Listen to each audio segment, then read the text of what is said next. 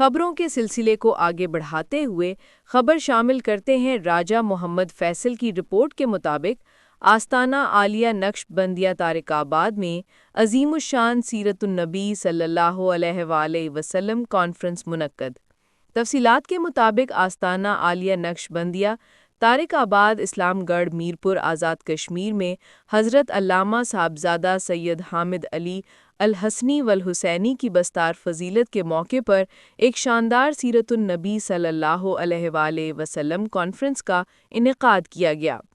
Conference کی صدارت پیر طریقت راہبر شریعت صوفی باصفا پیر سید اعظم حسین شاہ صاحب زیب و زینت آستانہ عالیہ علی پور سیداء ہوڑہ شریف نے کی، جبکہ پیر طریقت راہبر شریعت پیر سید اصغر حسین شاہ خلیفہ مجاز دربار فیض بار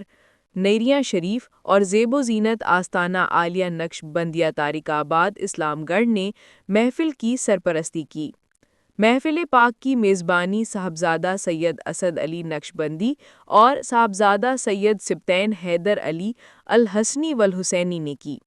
محفل پاک کا آغاز تلاوت قرآن پاک سے ہوا، جس کی سعادت صاحبزادہ حافظ سید فرحت عباس شاہ نے حاصل کی، اور اس کے بعد حسنین شاہد نے نعت رسول مقبول صلی اللہ علیہ وآلہ وسلم پیش کی۔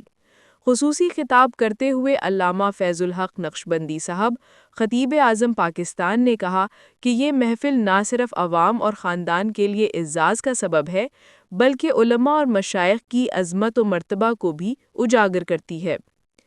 محفل میں کثیر تعداد میں علماء، مشائخ، سماجی شخصیات جن میں اور عوام اضاکہ نے شرکت کی اور صاحبزادہ سید حامد علی نقشبندی کو دستار بندی کی مبارکباد پیش کی۔ اختتام پر پیر سید اصغر حسین شاہ کی قیادت میں دعا اور ذکر الہی کیا گیا۔